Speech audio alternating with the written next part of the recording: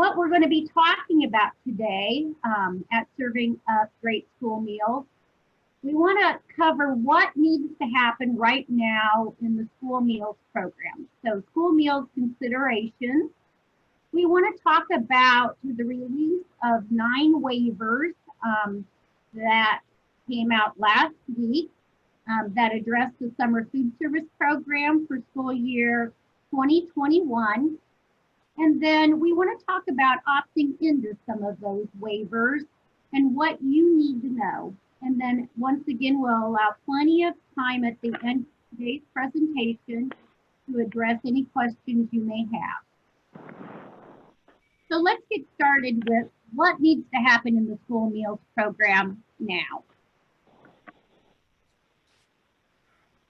So there's some administrative tasks that need to be finished up or completed or worked on during this time.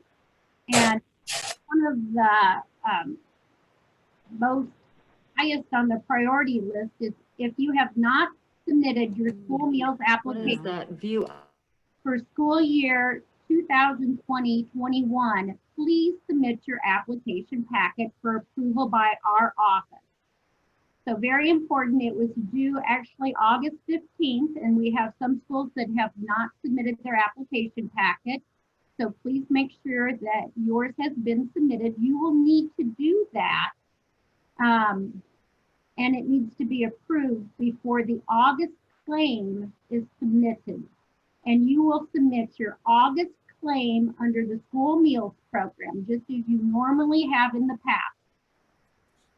We ask that schools continue to process and approve meal applications for students that are eligible for benefits. And then, of course, upon approving applications or denying benefits based on the applications, households need to be notified of that eligibility. So those are 4 things that need to happen now that schools are in the process of doing.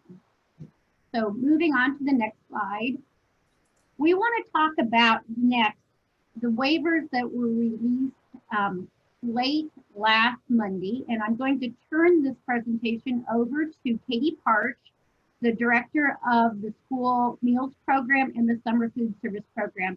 And she's going to outline what those waivers, the information contained in those waivers. So thank you, Katie. Yeah, thanks for getting us started, Sean. Can you hear me all right? Give me a thumbs up. I'm good? Okay, thank you. Yeah, as Sean mentioned, there were 9 waivers issued by the USDA on Monday last week. And we want to make sure you understand why those waivers were issued that allow schools to utilize the summer food service program for meal service, even though their schools are in session. The CARES Act funding had some dollars remaining there that were not used, but were allocated towards or meant to be used toward paying for meals served through the summer food service program, what we call the SFSP. And the federal government estimated that there would probably be enough money left there to be able to serve meals and cover the cost of those meals and reimburse schools for meals served through the end of December. So even if a school is still in session, is not experiencing an unanticipated school closure, they would still be allowed to utilize the summer food service program as a way to provide free meals to all students. And as far as we know, that option is going to be available until the last day of December if the funding remains, there until then. Excuse me. So as we talk about waivers, I want to make sure you know that all of the waivers that are issued by the USDA are put into the C&P waivers at a glance form that we have, and I've highlighted in yellow on the slide you see here. So you can access those at any time. It gives a nice summary, a couple of statements about the flexibilities that each of the waivers provides. It also provides a link to the full document issued by the USDA. So all of those 9 that we discussed today are available in that waivers at a glance form in case you want to take a look at it yourself. So the USDA calls these the COVID-19 child nutrition responses. And as Sean mentioned, number 56 was the waiver that allowed the summer food service program to provide meals for students who are doing in-person learning, are learning utilizing a hybrid schedule, or students who are enrolled in all virtual learning through a school. Again, if the funds remain, this option will be in place until December 31st of this year. And you would utilize the summer food service program to provide breakfast and lunches instead of participating in or utilizing the school lunch program and the school breakfast program. This option is effective beginning September 1st, 2020. And as Sean mentioned, make sure to submit your National School Lunch Program and School Breakfast Program claims as you normally would.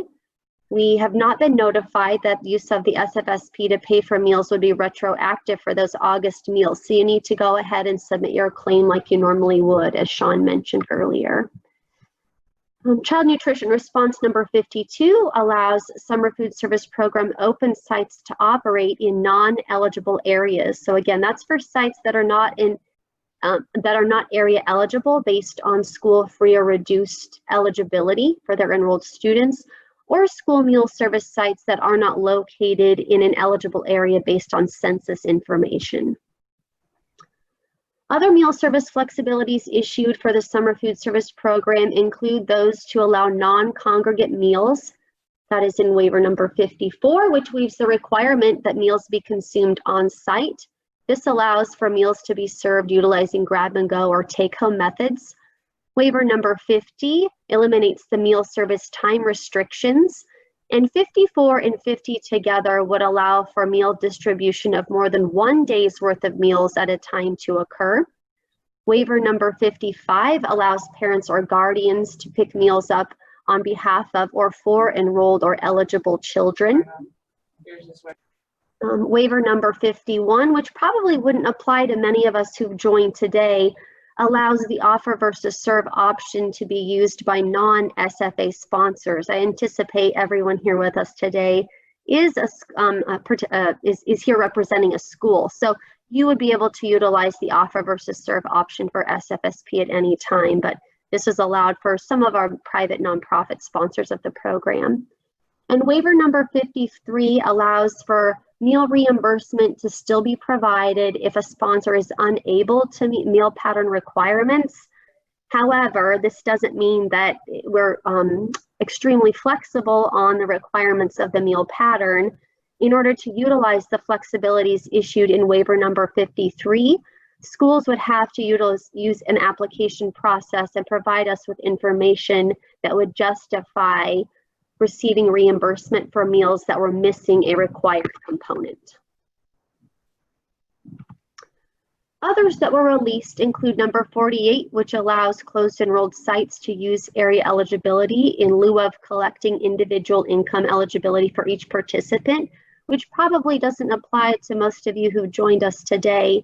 And number 49 waives the requirement for a first week site visit, and the monitoring requirements for the summer food service program will be covered in training that we offer at a later time.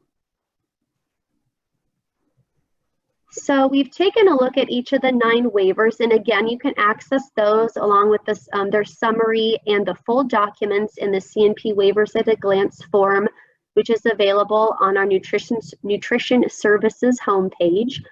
Let's take a quick look at some things to know that might help you make the decision about whether you want to switch from the school meals program over to the summer food service program. So if I compare the 2 programs side by side, I can see that in the school lunch and school breakfast program, meals are claimed based on student eligibility for free, reduced, and paid meals, and students would pay accordingly, where we know reduced and students eligible for reduced and paid price meals each pay a fee for the meals that they receive. On the other hand, the summer food service program allows for provision of meals free of charge to all eligible students or enrolled students in your school. Meals are reimbursed at the free, reduced, and paid rates according to those identified for the school meals program. The reimbursement rates chart is available on our website, and we will post this slide deck, which will have all of the active links available. So if you click on the reimbursement rates link, like that you see on the slide here, it will take you to that page. You'll be able to compare the reimbursement amounts. It's a slightly higher reimbursement amount for the summer food service program, where all meals served to all enrolled students would be reimbursed at the summer food service program reimbursement rate. For breakfast, that's $2.37 each breakfast and $4.15. And I believe that's a difference of 57 cents for a free lunch meal, as an example. So the $4.15 per lunch that a school would receive reimbursement for in the summer food service program is 57 cents more than the free reimbursement rate that a school would receive through the National School Lunch Program. Schools opting to utilize or to continue using or participating in the National School Lunch Program would be required to meet the NSLP meal pattern requirements. Schools opting to use or participate in the summer food service program would have the option of using the summer food service program meal pattern or to continue utilizing the NSLP meal pattern. The SFSP meal pattern is a little bit simpler. It does not include requirements for a specific amount of whole grain rich items. There's more flexibility with the milk types that can be offered. There is not a requirement for vegetable subgroups, and the portion sizes are consistent no matter what age group of student or child that you're providing meals to. The NSLP OVS, or offer versus serve, would be implemented to the maximum extent practicable based on the meal pattern requirements for those schools choosing to utilize that program and its required meal pattern. The SFSP meal pattern and participation in that program offers the option to utilize an offer versus serve meal service option, I guess I should say. I said that kind of confusingly, but you can use OVS using the SFSP option if you choose to participate in that program, and the OVS option for summer might be a little bit simpler and easier to follow. Maybe you're wondering if you're able to participate.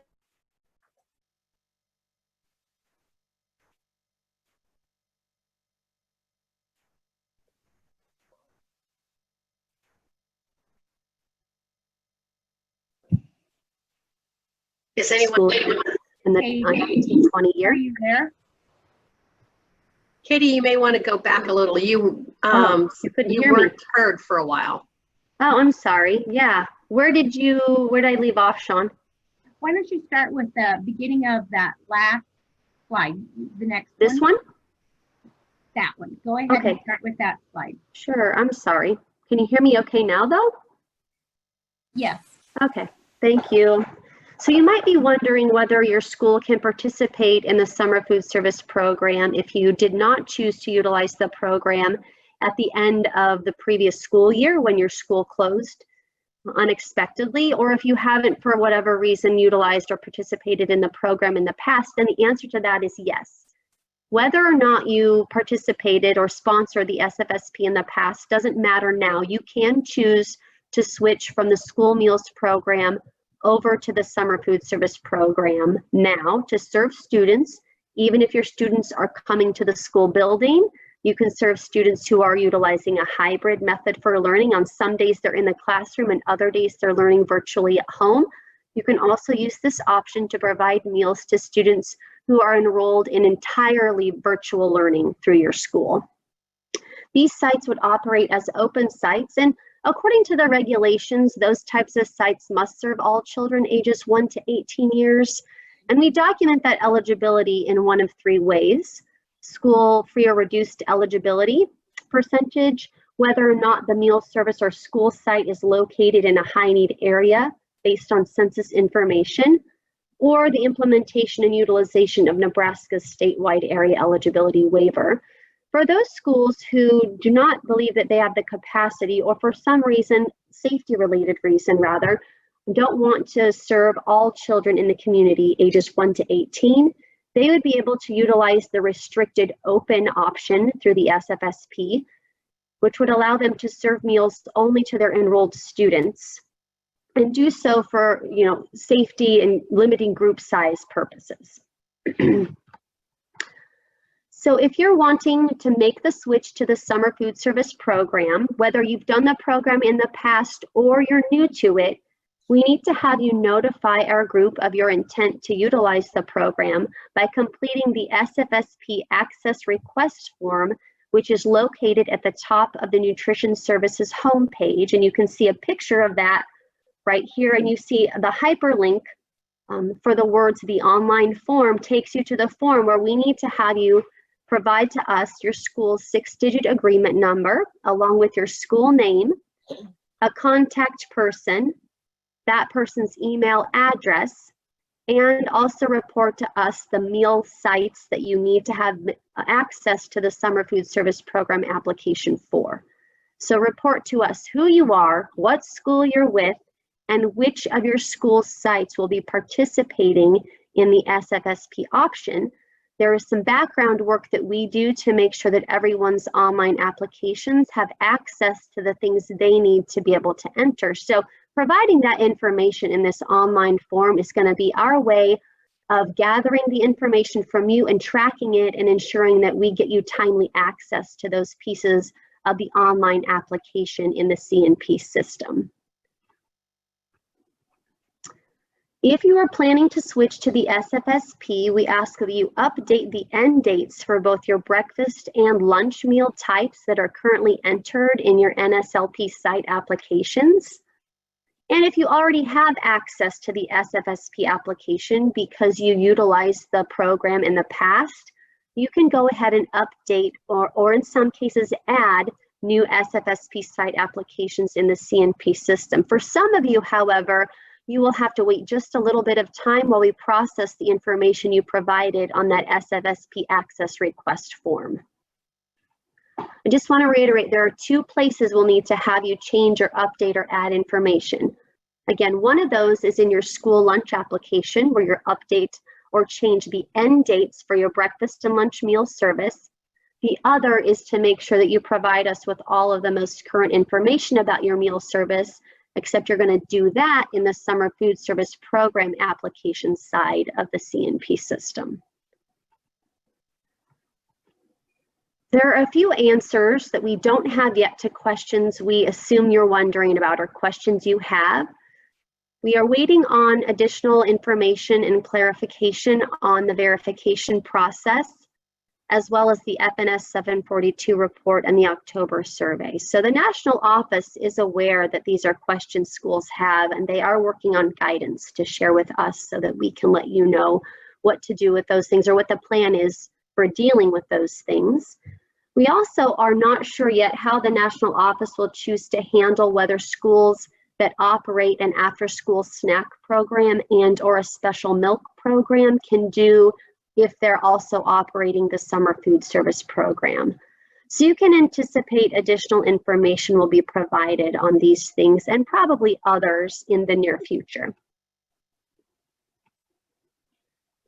So things to know moving forward. If you choose to switch over from the school lunch or school meals program to the Summer Food Service Program, you're allowed to follow either the NSLP or the SFSP meal patterns for both breakfast and lunch meals. Make sure you're utilizing the offer versus serve rules according to the meal pattern you're choosing to follow. And you can continue ordering commodities and using your entitlement dollars as you normally would, even if you switch over to the Summer Food Service Program for your meals. Weekend meals are allowed in the SFSP, and we encourage you to assess community need as well as your school food service capacity for providing additional meals above what you would normally provide to your schools during a typical school year. We want to remind you that the funds for the program are not limited, so taking those 2 things into account might help you make a good decision there. If you're using the SFSP and intend to make the effective start date of those free meals for your students be September 1st, which is allowed, we want you to know that you must reimburse those student accounts for any meal charges from September 1st through the date, your true SFSP start date, or the date that you're notifying families that they will receive free meals. Going back to claim meals starting September 1st through the Summer Food Service Program and charging students, which you would have done up to this point at least, would be like double claiming or receiving, funds for the money twice over, which is not allowed. So make sure you refund those student accounts. Guidance issued at the end of the last school year for SFSP and fresh fruit vegetable programs still stands today. You can utilize the option to serve the fresh fruit vegetable program items at approved FFVP sites that are also utilizing the SFSP for meals. So that was in place at the end of the last school year when we moved to SFSP meal service, and the same still stands today.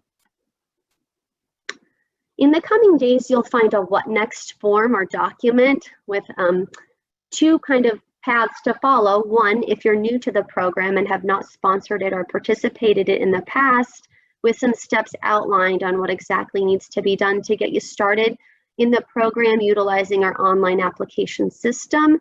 And then a second set of instructions, a bit shorter for those who are returning to the program. And this will be posted. This handout with some guidance will be posted, we hope, by the end of tomorrow. And you'll be able to find that just below that online form that we're asking you to complete to tell us that you intend to utilize the SFSP. So we've covered lots of information. I know there's a lot contained in the 9 waivers, as well as all of the questions you probably have about how to implement the program and how to navigate the switch from the school meals to the summer food service program. And we hope that we provided you with at least some of those answers you were seeking so far, but we'll open it up to questions and answers now and try to address for you as many as we can, and take note of the ones that we're unable to answer. And we'll hopefully be able to provide you some guidance, written guidance in the coming days for those remaining questions that you have.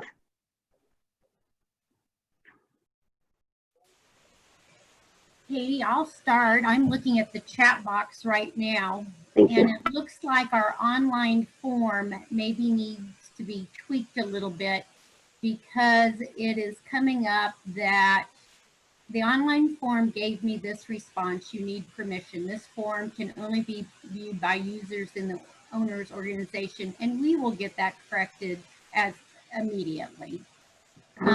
It was just posted shortly before this meeting, and so we will get it taken care of. Thank you. Yeah, I will work on. Absolutely. Thank you for letting us know. I appreciate you being so prompt and wanting to get that form completed. That's what we want everyone to do, but let's make sure our form actually works. There are a lot of questions with can we claim free from the 1st of September? And I will address that question. You have to have an application. If you are going to be participating in the summer food service program in lieu of the school meals program, then you have to follow the steps that we outline, where you notify our office that you are choosing to participate in the summer food service program and give us the information that is included on the form we are updating. And then you need to update your school meals application with your start date of September 1st. Because that is when the waivers were released and schools are eligible to participate in those waivers. So yes, then the meals can be claimed in the free category under the summer food service program. Meals in the summer are all claimed in the free category. Erin, are you there? I see a question from Amy Doherty. She said, to confirm, if we didn't use the SFSP and don't meet the 3 requirements, she means the free reduced eligibility, site location in an eligible area based on the map, or I think the third one we mentioned on the slide was statewide use of the area eligibility waiver, then they wouldn't be able to join the program at this time. Can you share with us how with the group, how we will implement or utilize the area eligibility waiver as a way to answer her question, I guess?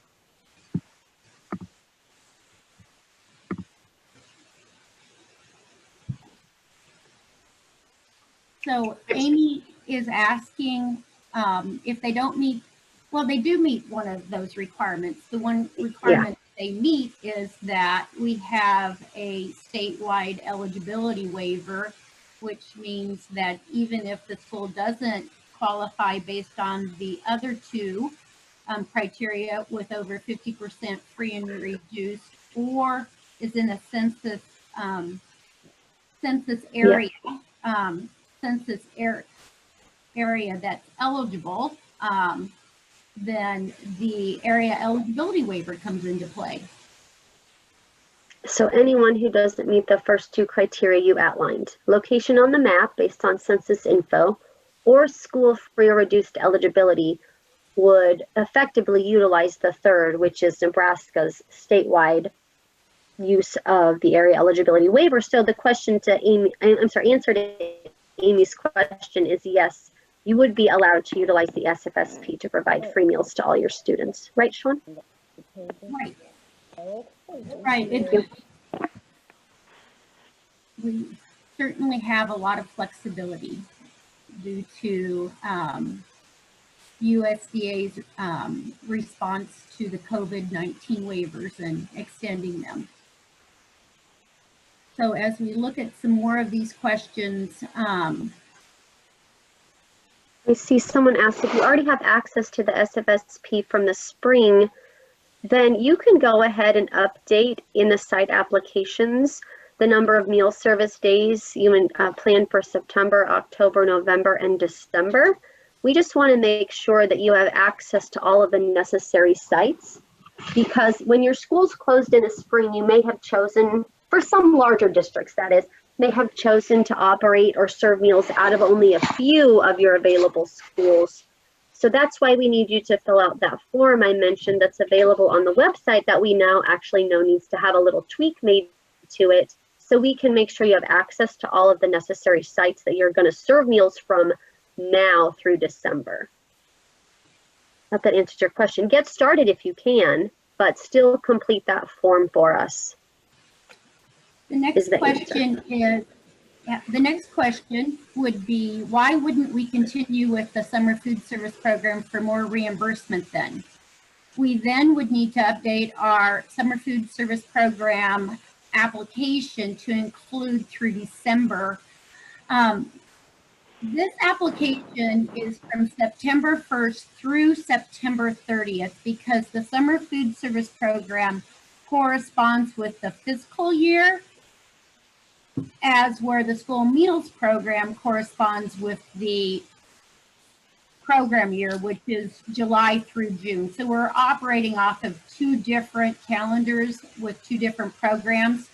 So the summer food service program is from October 1 through September 30th. So this application would be from September 1st through September 30th and require the completion of a new application for October through December 31st, the date that the waivers are extended to. Thank you for clarifying that, Sean. That's important information. Gail Slattery asked if we choose to participate in the SFSP, do we have to offer breakfast if you currently only serve lunch?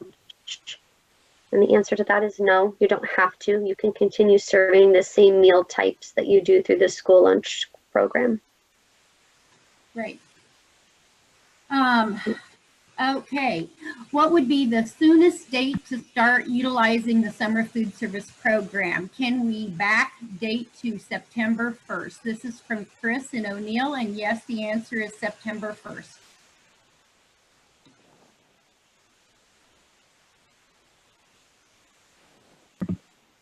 Kim asked if they previously only served lunch but not breakfast. I think that you're saying you want to serve both breakfast and lunch to the SFSP now, even though you didn't previously do both of those meal types before.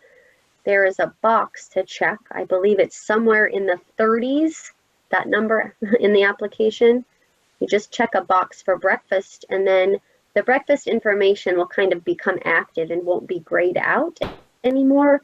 And then you can enter the start and end dates, the meal times, and the number of meal service days for breakfast.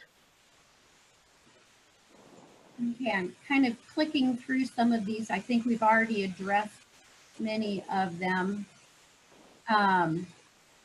Will this Zoom be available afterwards to view in case I got to this late? Yes, this Zoom will be posted. We are hopeful that it will be posted in the next day or two, so it will be available for viewing.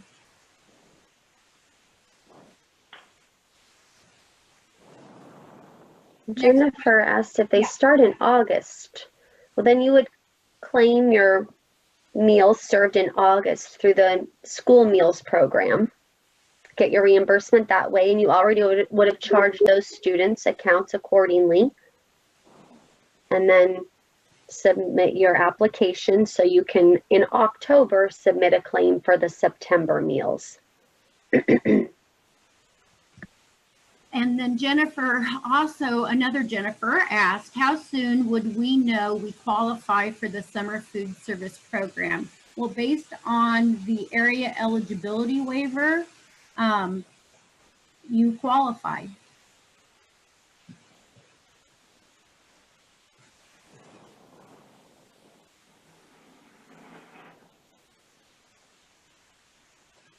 Yeah, reading the next one.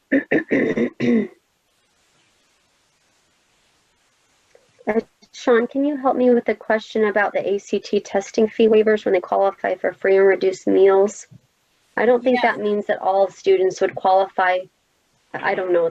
I need help there. Okay, the question is, question from our guidance counselor. This affects grades sophomores through senior students who qualify for ACT testing fee waivers. When they are on free and reduced, will all students qualify for these waivers while we are under the summer meals program through December 31st? On our first slide, we talked about what still needs to happen in the school meals program. And in the school meals program, that is continuing to take and receive free and reduced applications and make those determinations as you normally would of students' eligibility for free and reduced meals. I will just want to remind you that these waivers expire December 31st, and it's back to normal operations as far as we know today under the school meals program in January. So it's the normal operations right now that need to be completed. It's accepting the free and reduced meals. It's claiming the August meals under the school meals program. You still need to notify households of their eligibility based on the information that they have submitted. So back to the question is, and then if you are releasing information, then you also need a parental release for releasing any free and reduced information if you're sharing it with another program. So that would require a waiver that the household sign that you can release free and reduced information. So I think we've addressed what needs to happen, that based on normal operations, you would have the free and reduced information you would need. Thank you, Sean. Yep, let's continue on with the questions. About second entrees, I think that's where we are. The question is, can students receive second entrees for free, or they need to pay for those? Those would require payment on the part of the student, and the school would have to track the cost of these types of a la carte items, as well as the income received from students to pay for them. You can't use program funds, that is SFSP or NSLP funds, to cover the cost of those. So you would need to document that you sold them and what the income for those items was. And then how would we, oh, go ahead. how do you claim those charges for a la carte in seconds then if you're using the summer program for reimbursement for the regular meals? Do you go back and use an NSFP or NSLP application to claim your a la carte items? you don't claim a la carte items for reimbursement. And so you only claim meals for reimbursement. So that would be income to the program, a la carte sales. And as Katie said, that would be tracked separately, but it's income to the program. So Okay, there's no claiming of meals, okay, thank you. of those a la carte sales. If we decide to go with the summer food service program, must we use September 1 as our start date? Can we use whatever day we are accepted? You certainly can. You don't have to start September 1st. If a school makes the decision that they want to start September 15th in time to notify households and maybe not go back and have to refund student accounts, that's the school's decision of their start date. You have the option of going back to September 1st, but that does require refunding all of those student accounts for meals served already this month. And so you would be, if you would choose to have a start date of maybe September 15th, then you would have a claim under the school meals program for September for those meals prior to September 15th, and then the summer food service program for September 15th onward. So it is a school's decision.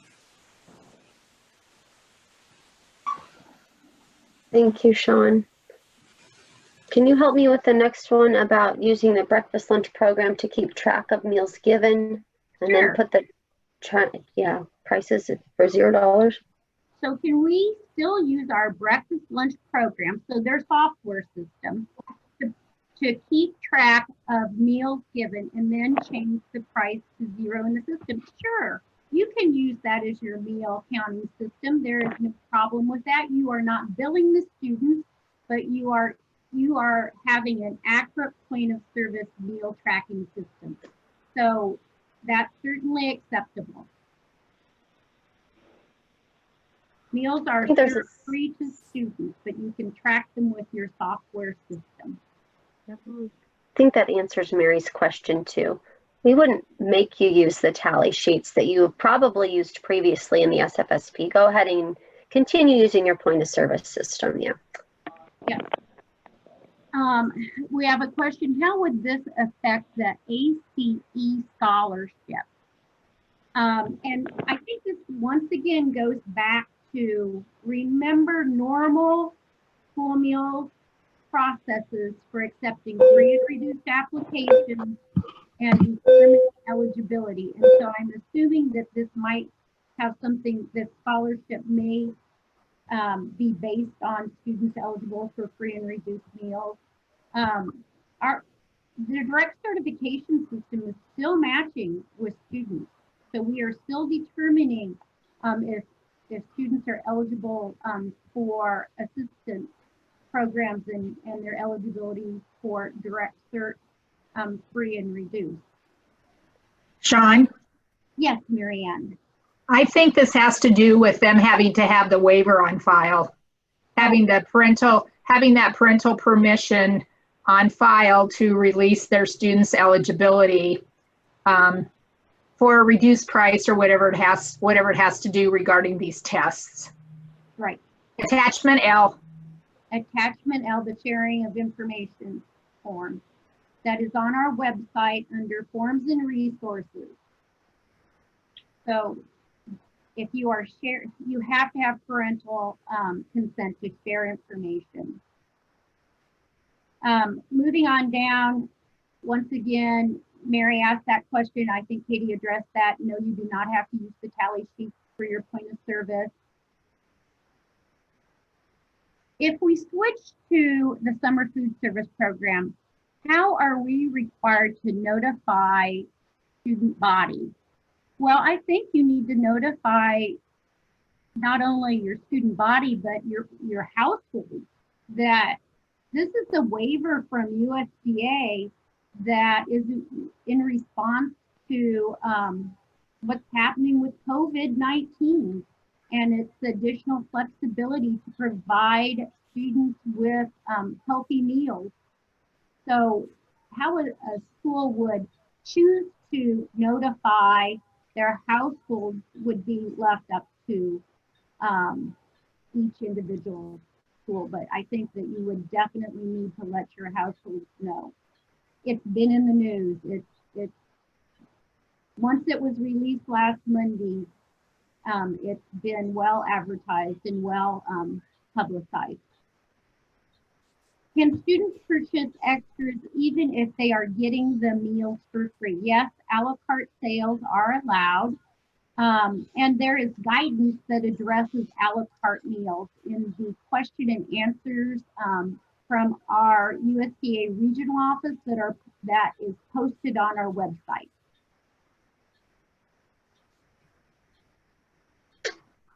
Chris wonders if a district can use the NSLP for some school meals and the SFSP at other schools for meals.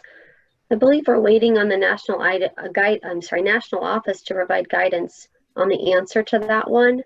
So I am sorry we don't have an answer for you right now, but I understand that with some schools, districts having schools that are area eligible or eligible based on free reduced meal rates and others that don't come close, that you're trying to make that decision. So we'll let you know as soon as we can, Chris. The next question is about the SFSP waivers that were in effect until August 31st. And those were for things like non-congregate meals, parent pickup, meal pattern flexibility, and meal service time restrictions. Those did not allow for service of SFSP meals when school's in session.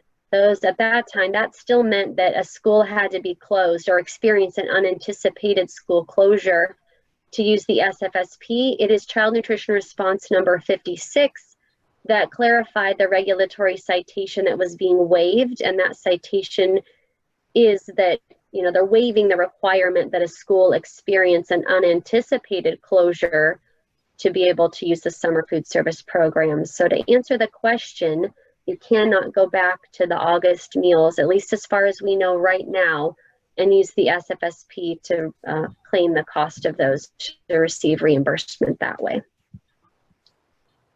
Good question, though. Sean, this is Leon Haight. I have a question then.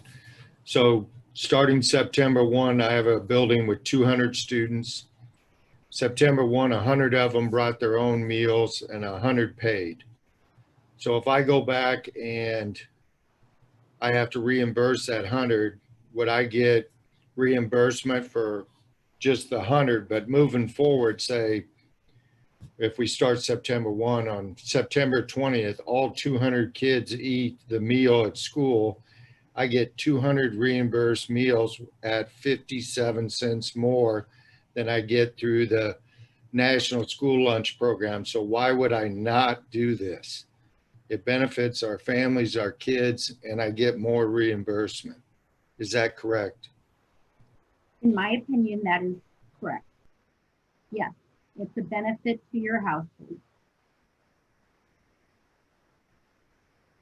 Because that's part of the issue. I think some of our kids are bringing sack lunch just because of financial, even though they may not qualify for free and reduced.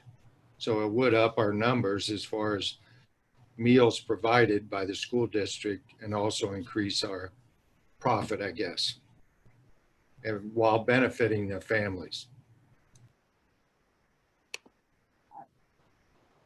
I would agree that this is kind of an unprecedented time, and this is a flexibility from USDA to address the impact that COVID-19 has had on households. And ensuring that children are receiving food, meals. The next question is about a daycare and a preschool located in the school. Would it be allowed to serve them meals through the SFSP? And yes, it would, because the summer food service program allows for meals to be served to all children ages 1 through 18. And again, you can use the restricted open meal site option as a way to kind of limit your meal service only to the students enrolled in your school, in this case, daycare and preschool as well, because of safety or space issues related to the coronavirus. So that would work.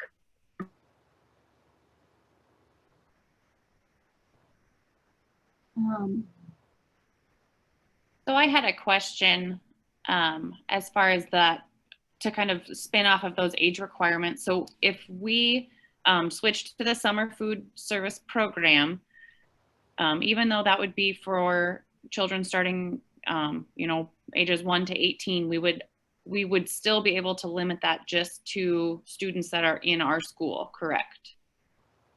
Yes, we understand that it would be a lot to ask some schools to be able to provide meals to any child who wanted meals, especially if you're trying to be or limit more the people who come in and out of your school, possibly, you know, just because of the coronavirus and wanting to, you know, keep a tighter lock on that. Yeah. And also, I mean, we recognize you have staffing capacity, you know, and things like that, that we wouldn't want the flexibilities to make your work harder. They were implemented in some ways to help make things a little bit easier for you. Okay, thank you.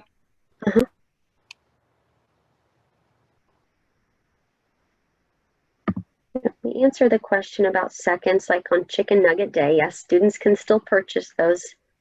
And then they asked about a sample letter to send to parents to let them know students qualify for free meals. And I think we addressed that in Sean's answer about how to let parents and students know. Do you agree, Sean?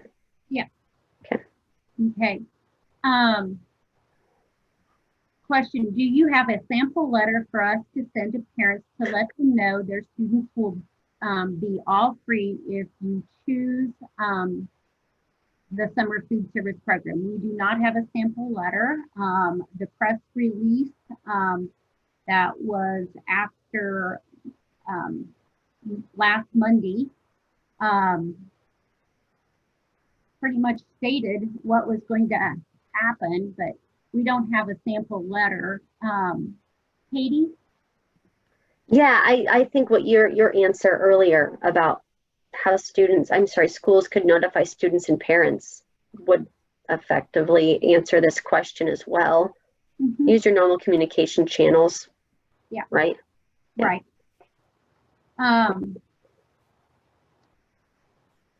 Let's see, for our meal counts, do we use the tally sheets for the summer food service program with just a count rather than tracking each child individually?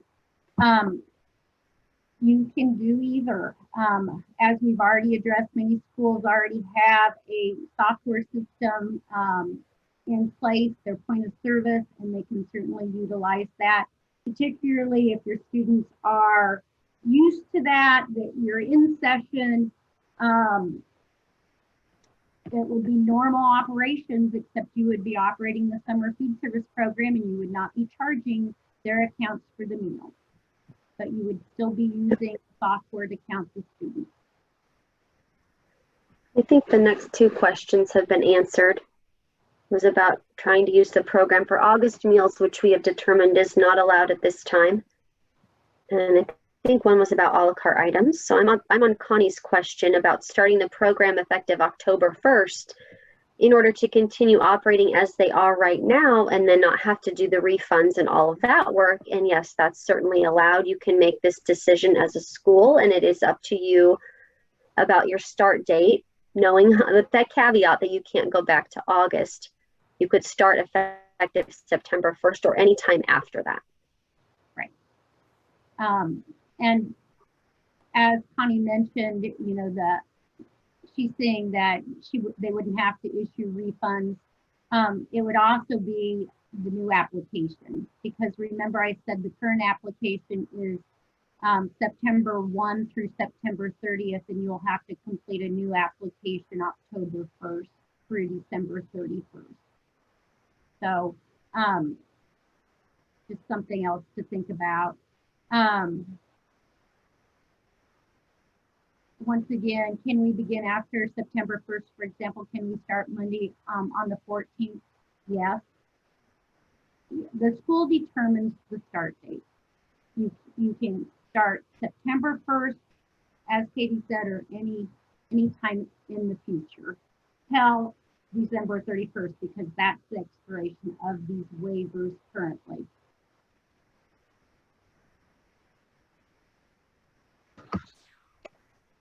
The next question is about production records. And you can continue using the production records you normally use for the school lunch and school breakfast programs, even if you choose to follow the summer food service program meal pattern. You just want to make sure that you're meeting the meal pattern requirements in both the required components you offer as well as the serving sizes, and that can be documented utilizing the school lunch, school breakfast program production records. The next question, just to verify that we can switch to the summer food service program, even if we are currently at 100% in-person learning. Yes, that is correct. It is available for in-person learning, hybrid learning, or remote learning, alternate schedules. Yes, it is available for any of the learning situations that we're in right now.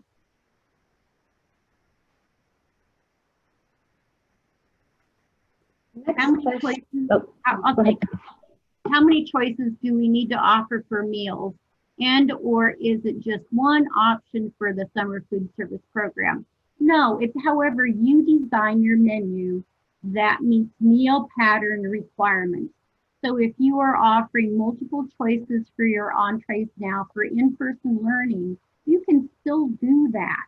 You have the option of continuing with the school meal pattern for lunch and breakfast. You have the option of the summer food service meal pattern.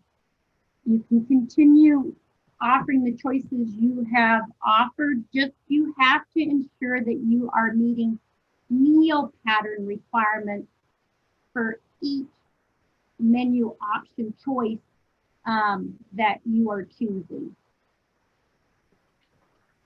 Thank you, Sean. There's a question about take-home meals and whether they can be given to kids at the end of the day. And yes, that is allowed. They do not have to be given to parents. That is a flexibility issued in one of the waivers for the program.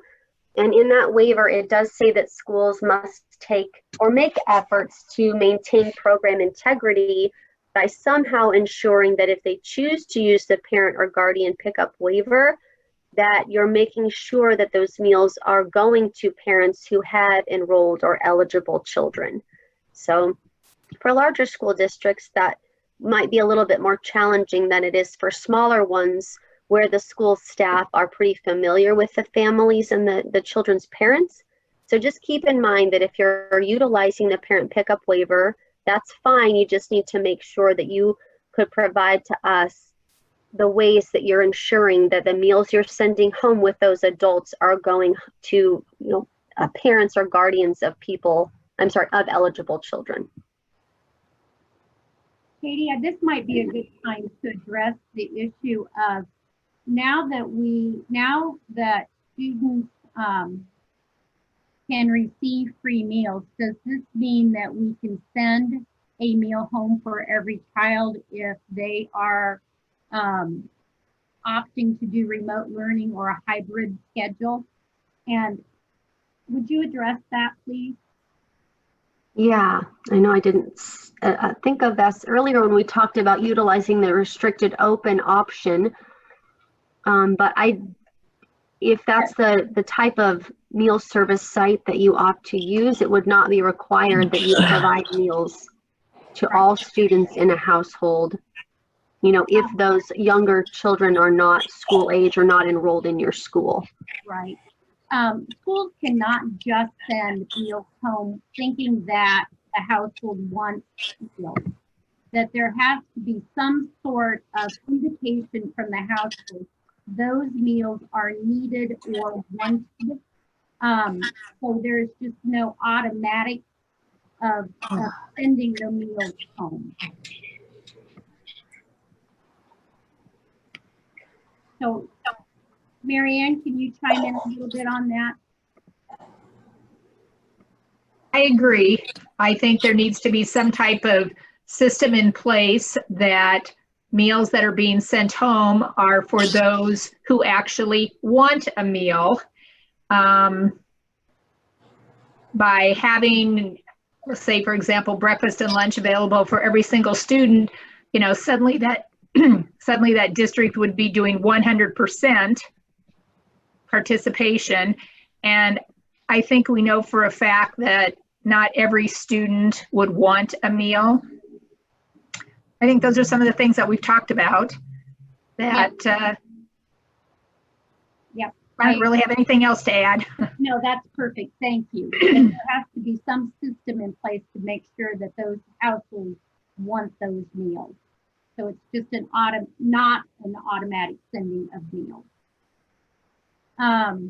Let's move on. Sean, I think that would be a situation where it's like wanting to, whoever had asked that question before about sending meals home with the student, right? At the end of the day, that they were Right. just going to have meals available that way. Yeah. Yeah.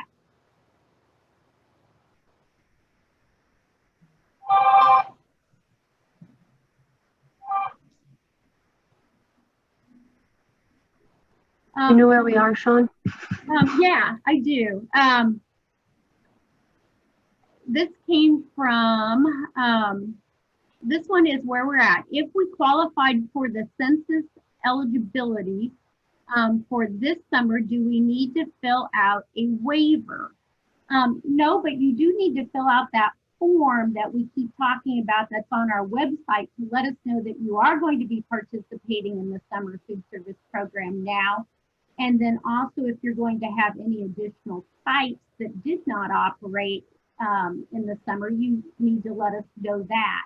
Many of the sponsors that operated this in March when we had the unanticipated closure only operated at a couple of their feeding sites. I anticipate now that most sponsors that are going to participate will be operating at all of their feeding sites because you are in session. Many of you are in session where our students are attending school. And so a feeding site needs to be entered in for each one of those sites where you are feeding students now.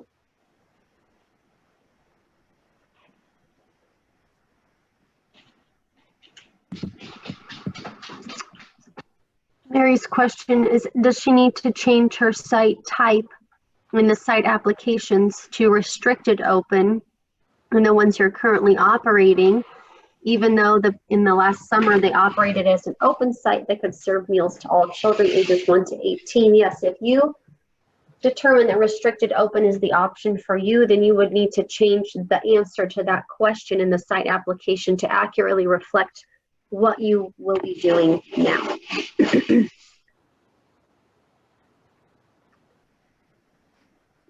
Will free meals be able to be offered during the time schools are closed over breaks or extended breaks if the schools are closed due to COVID? For planned breaks in the school year, it's my understanding like a semester break between, in late December and early January. It's, if that extends into January, we know the summer food service program option is probably not going to be funded. At least we don't know right now that it would be. So you could not provide meals starting January 1st until school resumes again. But you could continue your meal service if your school experiences an unanticipated school closure at any time between now and December 31st or beyond that, right? The way the regulations are written is that you can use the SFSP for unanticipated school closure. That's fine. So that probably didn't answer your question that well. You can use the SFSP up through December 31st, right? If you have a planned closure after that, it is not allowed to use the program. If you have an unplanned or unanticipated closure after December 31st, you could use the SFSP for meal service. However, I want to say, I'll say that with caution because we don't have meal service times or non-congregate waivers issued for the SFSP beyond December 31st. So we would await additional guidance and flexibilities if that becomes an option that the USDA realizes schools would like to use or would need to be able to use. Great. Thank you, Katie. I'll take the next two. We will still charge students for their extra items in seconds, yes, because those are a la carte items. For children who bring their lunch, can we still sell them a milk? Yes, you can. That would be an a la carte item. They don't get just free milk, okay? Because it's reimbursement is based on the meal. So the child would have to take the entire meal for that meal to be reimbursed. So if a child only wants milk and not the meal, then you would charge them a la carte for the milk. Will we need to reimburse lunch money? Yes, you will need to reimburse lunch money if you are claiming those meals under the summer food service program. So if you are starting September 1st and you have billed your household for meals, then you will need to reimburse those household accounts or those student accounts for meals that you intend to claim under the summer food service program as free. Thank you. Sherry asked again about an explanation on the September 1st to September 30th and October 1st to December 31st timelines. And Sean mentioned this a couple times, so we'll restate it again along with an additional piece of information about the school lunch application. So the fiscal year for the summer program is October 1st to September 30th. That means an application in a summer food service program application in our system for the current fiscal year would essentially expire or be done with on September 30th. And any meals served through the SFSP from October 1st through December 31st would have to be entered in the fiscal year 2021 application in the CNP system. So if you've participated in the summer program previously this year, you'll update your meal service dates in your site applications, and that information, some of it in any way, will roll over into the next fiscal year's application, which would represent the meals you serve starting October 1st and beyond. And again, I want to reiterate that if you're choosing to switch over from the school meals program to the summer food service program, in addition to completing the summer food service program applications for the current year, which is through the end of this month, and then again in the next fiscal year beginning October 1st, we also want you to update the end dates for your breakfast and your lunch meal service in your current school lunch program application in CNP.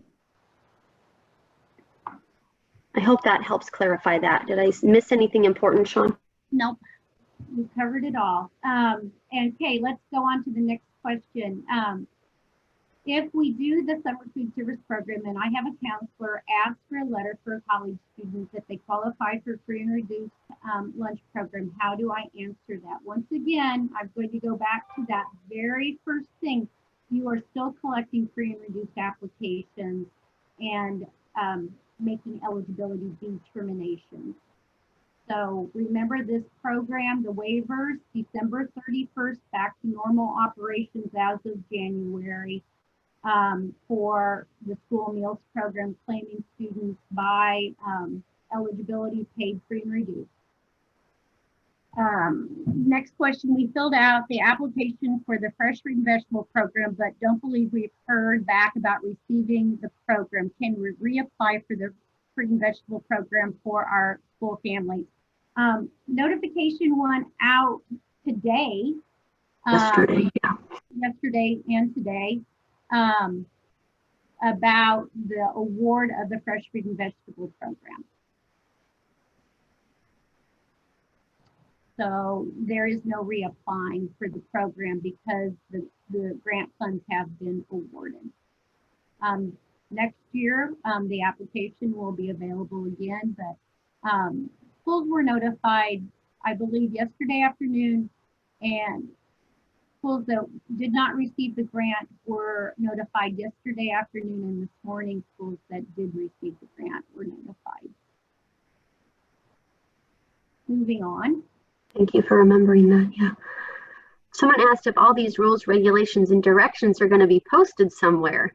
We will offer an opportunity for you to join us for a training using a similar format that we've used today, where we'll share with you all the requirements for operating the program as far as the meal pattern requirements and documentation go, and give you obviously time to ask questions and get as many answers as you can during that opportunity as well. And we'll communicate the availability of when that training will be offered in email. And just like this opportunity is recorded and will be posted on the website, we will also record and post the training opportunity as well as a slide deck that would accompany it. So hopefully between those resources, you can go catch any things you feel like you missed today that would be helpful in your decision-making process. Okay. Let's just see if there's anything new that we need to answer. Yeah. If you have any issues, after you do the steps we've outlined with your summer food service program application, you'll need to reach out to our office for assistance. I think that we've addressed that if you go back to September 1st to begin the summer food service program, do we need to credit any charges to students who previously charged for the school meal program? Yes, that has to happen if you go back to September 1st. You have to credit your student account. John, I have one more question or clarification. If we choose to go with the summer program, we serve two choices at lunch, and for our students that are virtual or remote, we need to offer those two choices also for them if they pick up meals. So the meal has to be the same for the one served in school and the one for the family that picks up after school or in the evenings to get their meals.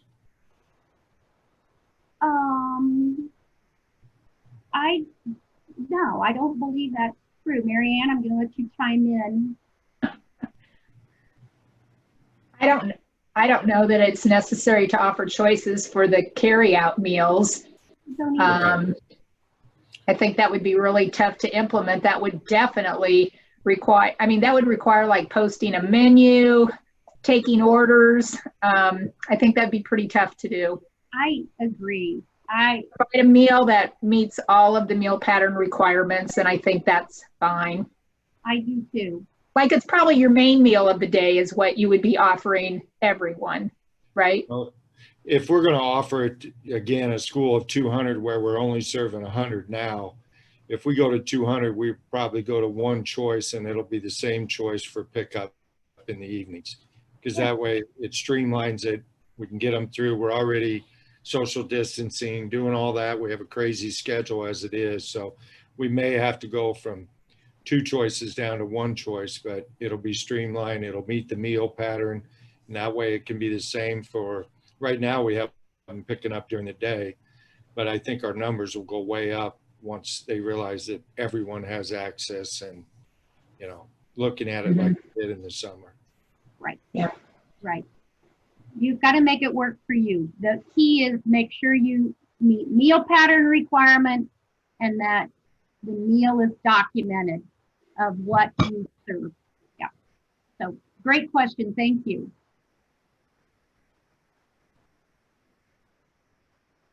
Just kind of looking through these questions. Katie, have you seen anything that we haven't addressed? Well, for those wondering, that they said they filled out the Google form on the Nutrition Services homepage and then went over to access the summer application if they're new to the program and realize they don't have access. It's going to take us a couple of days to gather the information that you've entered in the Google form and then to go do this. There's a few steps in the system that we have to go through. You will know you have access because we will email the person identified in the Google form, the person who provided their email address in the form. That's the person we will reach out to to let you know that you do have access to the Summer Food Service Program application in CNP. But it will take us a couple of days. Right.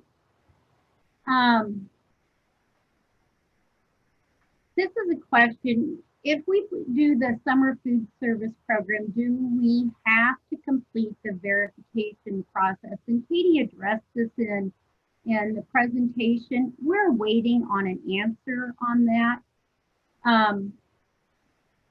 We realize that it may be more difficult to get free and reduced applications, households to turn in their free and reduced applications, particularly now if they're receiving free meals. But I think we need to make sure that we tell those households that information is used for state reporting for the amount of funds that districts receive, those percentages. So it benefits the school to have that information. And once again, January 1st, we go back to normal operations as of right now. So households still need to complete that information. Yes, I would continue to reach out to households that have not completed applications with the 30 school day carryover from the previous school year for eligibility. It's unique. It's just a very unique time, but normal operations as much as possible as far as getting your free and reduced applications. Saw a question about for a school that is doing 100% in-person learning, asking if they would be required to send meals home if they switched to virtual or hybrid learning model. And the answer to that is no. It is your school's choice whether you implement or use the non-congregate meal service waiver. So if your school chooses to not utilize that waiver in any capacity, that is okay. You just couldn't opt to serve non-congregate meals to some students and not others. You're either, using it for all students who would need it, or you're not using it at all, I think is the way to answer that question. Chris asked if we're going to post some of these Q&As that we've gone through today on the website or in some way communicate them to you. And the chat box questions do get recorded for us. We have some Q&As we're almost ready to post out of a conversation with the USDA's regional office, and we'll put those up and try to get as many of these reflected in an additional or additions to that document as well. And we'll make sure to notify you all by email when this document is ready and posted so you can refer to it later.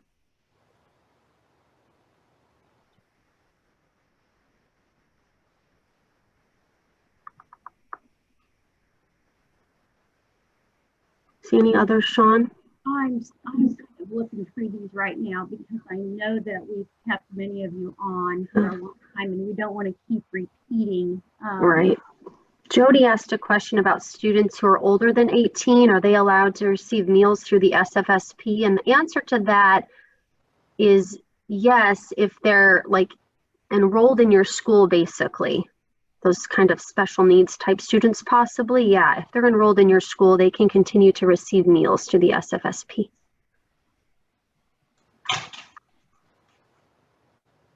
I think I saw a question asking about after-school snack. Did you see that? No, why don't you read it to us, Marianne? Well, and just reading the QAs, it's one of it's one of those questions that we're still waiting for an answer on.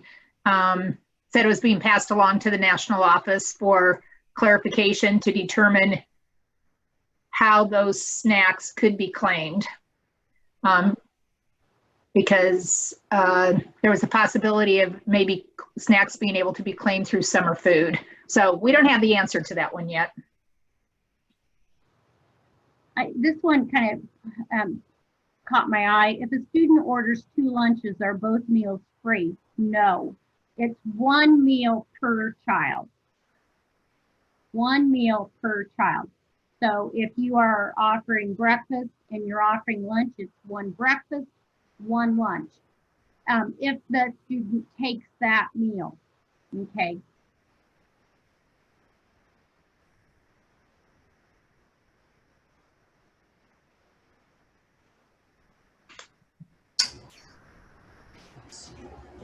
Robin asked if they send meals home on Friday or Saturday, for Saturday and Sunday, do we complete a tally sheet, for each day? And we provide information on how to count meals that are provided for more than one day at a time in training.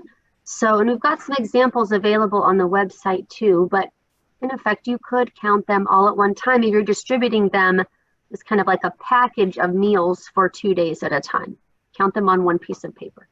And once again, we want schools to really think about offering meals on weekends, because remember, we have limited funding, that once the money's gone, it's gone, and the program could end before December 31st. So it's the school's decision if they are choosing to offer meals for weekends.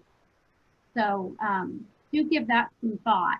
Yeah, thank you, Sean. Casey asked, another school in their district makes their meals and brings them to the school. Do they both have to participate in the SFSP, or can that school that receives meals participate if their vendor school does not? And yes, that would be allowed, right, Sean? Right. Yep. Right. Mm-hmm. Let's look at that one question again, Katie. So we have a school that receives meals from another school, and the school that prepares the meal is going to participate in the summer food service program. It would be in the vendor agreement, then it probably stipulates that the school that is receiving the meals are going to meet the school meals, lunch meal pattern. So that's something to consider also, is that in that vendor agreement, then the school meal pattern, school lunch meal pattern would need to be met for that school that is choosing not to participate in the summer food service program.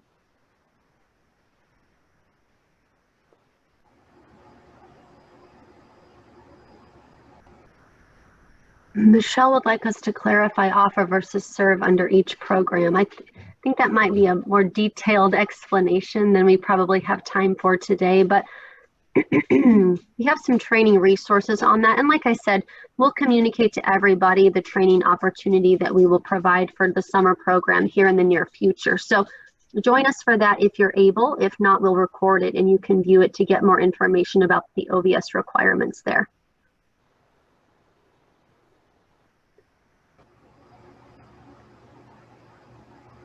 Got, I think, a Provision 2 school where free breakfast is already provided. And they wonder about lunch. Well, you just switch over both meal service types to the summer food service program if you wanted to be able to provide both free breakfast and free lunch.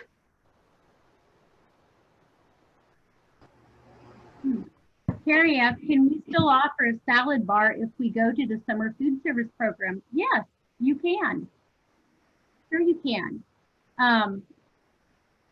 That would be under that offer versus serve for the summer food service program. And once again, Katie mentioned that you need to be familiar with what those requirements are.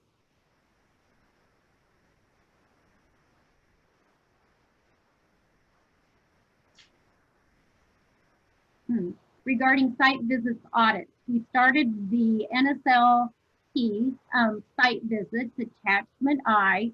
Can we use those which we have completed as one of the summer food service program site visit audits?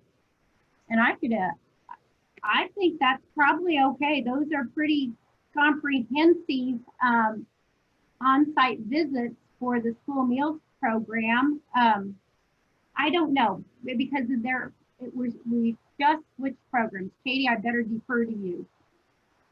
I want to defer to you. And I'm going to defer to Mary Ann. No way, I'm out of it. TBD. We'll record that question and get it into the Q&A document that we post. Okay, great. Thanks. Thank you.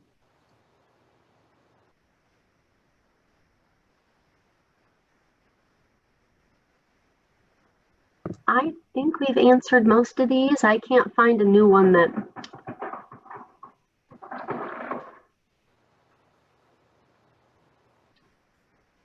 If anybody has a question that we have not addressed, please let us know.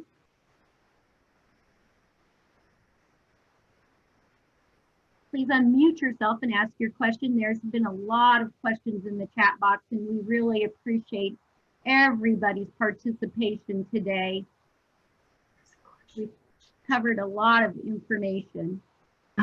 The question about after-school club snacks claimed through the NSLP, not SFSP. We're still waiting on an answer from the national office about allowing schools to serve breakfast and lunch through the summer food service program, as well as after-school snack through the NSLP. So that question remains to be answered, as far as I know. So did I understand it right that if there is no school, like there's ACT testing on September 22nd at high schools, for those that are picking it, but you could still provide meals because they could take them and eat them. It doesn't have to be a school day anymore to offer the meals. So that would include like a fall break. You could still offer meals on those days. Yes, as far as I understand it, with that number 56 flexibility, we're allowing schools to use the program to serve meals even though their schools are not closed. They're still in session. You could use the program on those days as well. Sean, were you saying something and I spoke over you? I think you clarified. I thought Sharon had said something also. Oh, I'm sorry. I think the answer to your question, Edith, is yes. You can do that. So I'm still a little bit confused about this area eligibility waiver. Does that mean that any school in the district can be on it, or only those that meet the criteria or are in an area that meets the criteria? So can you clarify that? Because I can't get that through my head. I'm sorry. I know it's such a big change from the way things are normally operated in the program. Yes, we as a state agency are electing to allow any school wanting to utilize the SFSP for meals to use it by granting them the flexibility issued in that waiver. And we would have gathered and would have provided a justification for that to the USDA. So we're taking care of that instead of asking schools to justify their application of the waiver, if that makes sense. So you're saying a school that has 5% free and reduced is fine? Yeah. Because they're all under that state waiver. Yeah, when you say it like that, it is hard, isn't it? But yes, that is it. Well, I mean, it makes it simpler. It does. Yep. So going back to you put them through your point of sale is one way you could do it. Otherwise, you do have to keep a tally. You cannot count, like if you do breakfast in a bag, you can't count that 100 bags went out and then count that 10 were returned and know you served 90. That's a really good question to ask because it's an important point of clarification on the appropriate procedures for meal counting. You have to complete the meal count at the point of service. So when your staff hands the bag of meals or a meal to the student, that's when it gets counted. You can't utilize total prepared minus number of leftover because the regulations state that meals can be claimed only if they're served to children, and program funds can't be used to cover the cost of, say, like leftover meals or any meals that were dropped and somehow ruined. Like say you dropped the bag, it had the milk carton in it and it ruined the contents of the bag. Well, that meal never reached a child's hands. Therefore, it can't be claimed for reimbursement, and technically you're not supposed to use program funds to cover the cost of it either. So cannot use total meals minus leftovers. You have to physically count at the time of meal service when your staff member hands the bag of meals to the student or to the student's parent or guardian, if you're choosing to utilize that flexibility with appropriate integrity measures in place. Thank you for asking that, Edith. So at that point, it would be a tally, though. You're not using your POS. Up to you, I think, is what Sean said earlier. Okay. Yep. Okay, I gave thank you a you. much more detailed explanation than you really wanted, but thank you for listening to it. I have a question about the application for the summer food program. I filled out the application and then it goes to the budget part. What budget do we do in if we've never done it before? Yes.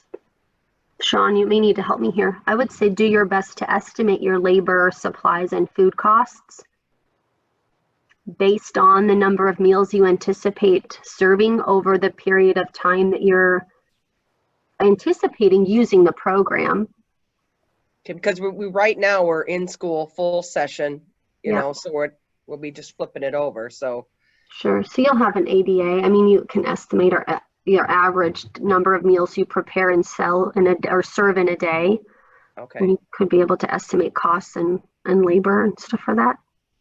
okay. Thank you. Sean, did I give a comprehensive You enough did a answer? great job. The budget section is unique in the summer food service program because it just demonstrates that the sponsor has the resources or anticipates the resources to cover the cost, and it's meals times rate, and so you just need to know, your estimated number. Well, you have to enter that in how many when you get to the application, it is pretty clear what numbers you need to enter. So I don't want to jump ahead, but there is a budget section to the summer food service program application. Okay, thank you. Katie, there's been a few questions coming through about salad bar use right now. And I know that not all local health departments are recommending the use of salad bars. Can you provide clarification on that? Where's Beth? Or Mary Ann? Or Sean? They're not recommending until everybody you're in the green to do salad bars. They prefer that you either serve it, you can, or you pre-portion the items. But until everyone's in the green, they don't want to see that. Where students are serving themselves, Beth, correct? But if somebody Correct, when it's self-service. if you can still have a salad bar if somebody is taking the items from the salad bar and putting it on the tray, correct? Yeah, they can either they can serve it, or it can be pre-portioned items, no self-service items, unless it's spread out. And then so nobody would tell. Thank you, Beth. Kylie asked if there's a planned calendar day off at a district, can you serve meals? And while we're allowed to and able to use the SFSP, technically you could. Right. I noticed on there was a question about changing everybody to free meals and it messing up your free and reduced numbers. I think they need to look at their point of sale software and change the price to $0, not change everybody to free. Just change your price of reduced price meals and full paid meals to $0. Thank you very much. Helpful information. So if you decide to go with the summer food service program meals and you wanted to start as quick as, let's say, tomorrow, could you make that leap, or do we have to wait for your approval? You can make that leap, Edith. It will take us some time to get all submitted applications approved. I was just thinking it'd be, if you're gonna do it in September, you'd want to do it before you had a lot of accounts to go back and forgive. Agree, yeah, if you wanted to backdate it, yes, that's true. So yeah, go Well, I ahead mean- and update your application and you can move to SFSP anytime. Just make sure the dates are accurately reflected in your site applications. Okay. I know Well, it's going to eat up a lot of funds, but it to me, it sounds like it benefits your district because you get more, it benefits your meal program because you get more reimbursement, and it benefits families because they get the help they need. Am I seeing that right? you are. You need to enter the information in the form that we have available as soon as we get it fixed on the website, because you will probably be operating at all of your schools and not all of your schools operated this summer. So there's, right. And so we'll need to have the list of schools that you will be operating in. So I need to go in and add all those first. Is that what you're saying? Yes, I am. That's the first step. And to clarify that a bit, Edith, you'll put it in the form like Sean said. It'll take us a day or two, I think, to get through all of the additions we need to make in the system. We'll email you when we are sure that all of the sites you tell us are doing the program are ready for you to access. Some of them will be in there. You could get started with the ones that are already there for you, but some of them might not be. We'll notify you when we get them added, and then you'll click this little add site application button or something, and then all of the ones you're needing to add will appear for you. Okay. Yeah. And Amy asked that question. Yeah, she doesn't see SFSP option in her application. That's because it'll take us a couple days to get through all that. And like I said, we'll email you to let you know it's there for you. Gail asked when they could fill out the application for the 2021 year. We plan to open that on September 21st. And we're delaying that a bit to avoid confusion between the 2 years. So for those that are using the program for September meals and want to use it also for October meals, we could see there would be an opportunity for confusion and entry of information in the incorrect year possibly, or not in both, in a circumstance where we would need information for both. So that's why we're waiting just a bit.